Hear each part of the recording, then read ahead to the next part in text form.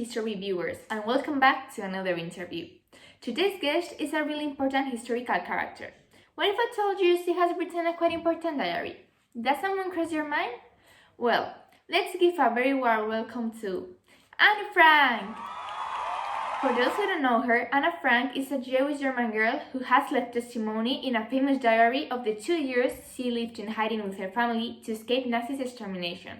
Today we have the pleasure to be here with her and ask her some questions. Welcome, Anne. Thank you for having me, Robert. I'm curious to know your questions, but I'm mostly looking forward to answering them. Let's start then. Alright, I'm ready. Go ahead. First of all, tell us a little bit about yourself. Where were you born and how was your childhood? Firstly, tell you that I was born in Frankfurt am Main, a German city next to the river called Main. At that time, things in Germany didn't go well. There was a lot of poverty and few jobs. Additionally, Adolf Hitler began to obtain power and followers. Since he hated Jews, my family and I saw ourselves forced to move to another country. So we found a new home in Amsterdam.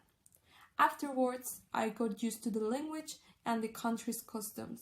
Moreover, I could make new friends and go to a school near our neighborhood. However, it all suddenly changed when I was 10 years old. Nazis invaded Netherlands.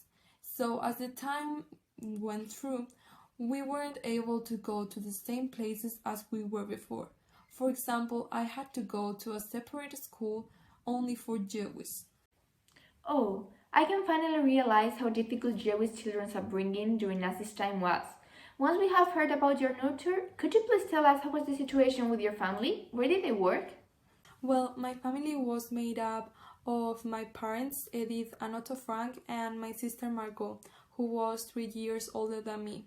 During the time we were in Germany, my parents didn't find steady jobs to maintain the family economy. Anyway, when we moved to Amsterdam, while my mom stayed at home, my dad found a job in the pectin industry, a substance used to make marmalade. It must have been very tough to maintain a whole family in that situation. On the other hand, we know that after the Netherlands was invaded by the Nazis, you had to live hidden. How was that clandestinity process? It all started when my mom, my sister, and I moved to Amsterdam in 1934. Nazis arrived there too in 1940. We didn't care much about it until 1942, when the Nazi anti-Jewish measures made it dangerous to stay at home. That was the moment when we decided to take refuge in the hiding place my dad had built in the back of his store, behind a fake library. We hid there with my family and 4 more people, a dentist and Van Pil's family. Some workers at the office helped us with everything during the 2 years we stayed there. Oh, that sounds really scary. Give us a little more detail, please. What was the place where you lived like? I think people believe it is smaller than it really is.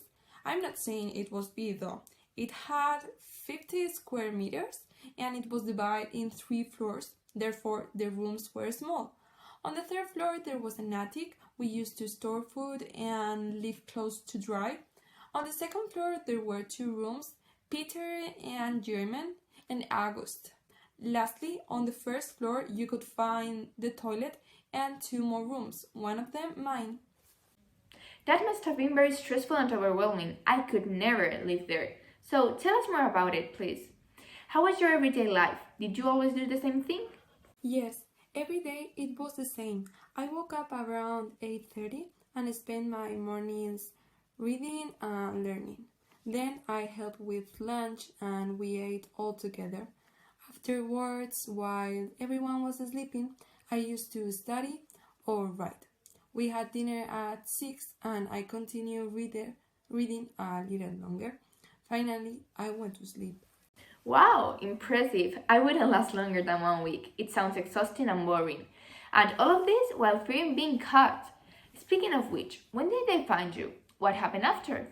They found us on August 4, 1944. Officers arrested the 8 of us and 2 of our protectors. I still don't know how they found us. maybe it was because of the betrayal. I was sent to Auschwitz concentration camp and I later got transferred to Bergen-Belsen concentration camp. We barely ate food and it was freezing. I got sick and died in February 1945. I'm really sorry that happened to you. It's very tragic. Thus, how did you feel about the situation?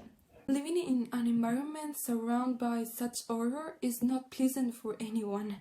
As a child, it was strange to see poverty everywhere you looked. Moreover, I have never been conscious of all the misfortunes that my family were living with. As part of a child's innocence, I tried to live as happily as I could until me and my sister were finally sent to Auschwitz, an experience that I would never wish for anyone. After listening to you talking about what your life was like, it's time for you now to talk about one of the documents declared World Memory by the UNESCO, your diary. What led you to write it? Oh, what a wonderful question! I've been waiting for it during all the interview. At first, I received my diary for my 13th birthday. Then I started writing on it during my clandestinity process. Inside it, you can find writings about my thoughts and feelings during that time. Even so, I began to get down in paper stories and short novels. Anyway, I saw my opportunity as a writer when Holland's education minister made a call to keep all the diaries and Word documents. Thus, I decided to put together all my diaries in the same story with the title Het Hartje Huis, The Secret Annex. Did you think about the possibility of someone finding it? My dream had always been to become myself into a great writer, but that diary was a simple draft of all my feelings and thoughts, so I never thought of someone finding it and less publishing it around the world. Yeah, you wouldn't have believed it if somebody had told you that the first edition of your diary in 1977 was going to be made up of 3,000 copies. Therefore, what do you think about its success? Of course, I couldn't have imagined that I finally was going to achieve one of my biggest dreams. Furthermore, I'm delighted about this success because with this diary, a part of human history can be seen through the eyes of an innocent girl who was given during one of the worst periods of an individual memory. With it, the people can think about what the human is capable of doing and the pain a person can cause as a consequence of their actions. It was lovely having you here with us, Annie, and thank you for answering all of our questions. You have made us think about how lucky we are and how sometimes we take for granted things we can lose at any moment, such as our freedom. You're a very brave woman and your story is truly inspiring.